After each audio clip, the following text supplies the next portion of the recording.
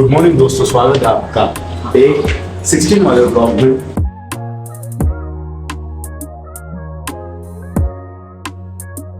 तीन चार मिनिटाचा होतोय म्हणून करतोय मी, म्हणजे करायचं म्हणून करतोय असं मी।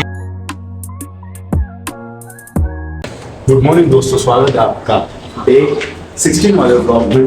तो अभी मैं सबसे पहले जा रहा हूँ गैराज में, क्योंकि मुझे जो है मेरी गाड़ी रिपेयर करनी है आज। एंड गैरेज वाले ने मुझे 10 का टाइम दिया है, तो जल्दी जाता हूँ, वरना दूसरा कोई आके गाड़ी देके जाएगा तो फिर मेरे लग जाएंगे। बाकी उधर है अपनी गाड़ी, उसकी क्लच प्लेट ख़राब हो चुकी है तो वो चेंज करनी। अभी निकलते हैं और शायद मिनी ब्लॉग ही शूट कर पाऊँगा मैं।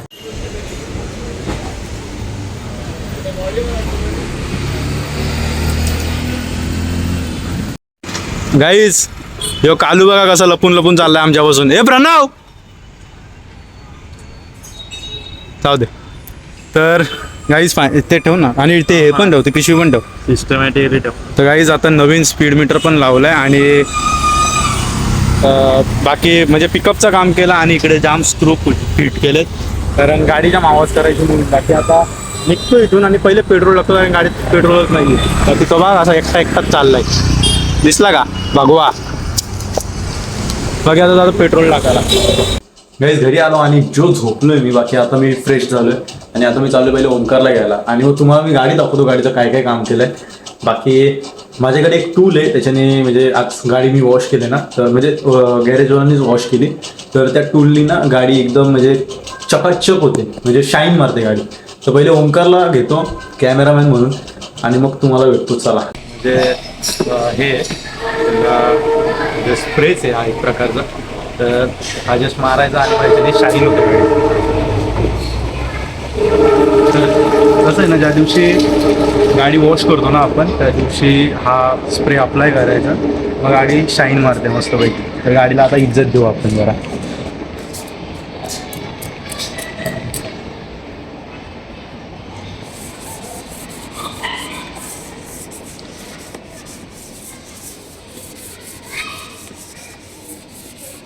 तुम्हाला कदाचित फरक दिसत असेल याच्यात आणि याच्यात, या दोन गोष्टींमध्ये।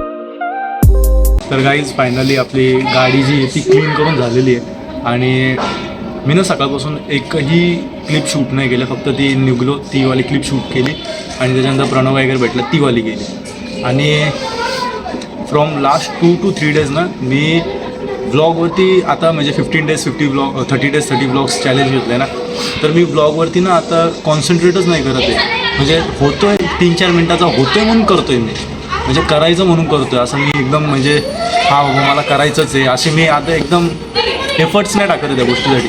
But I will try my best day 17 पासून, की प्रत्येक ब्लॉग जो आहे माझा तो जवळपास 7 ते 8 मिनिटाचा झालाच पाहिजे।